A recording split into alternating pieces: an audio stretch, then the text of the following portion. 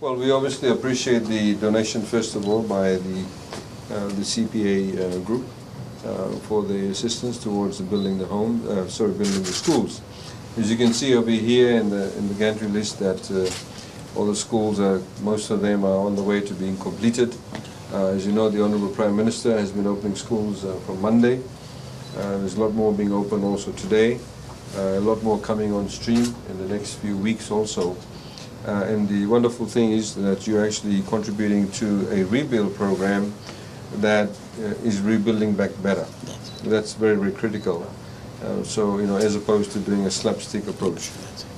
Of course, it has ensured that, as has been highlighted by the Honourable Prime Minister, 95% of all the schools that we are rebuilding did not even have architectural or engineering plans. All of them now have architectural and engineering plans.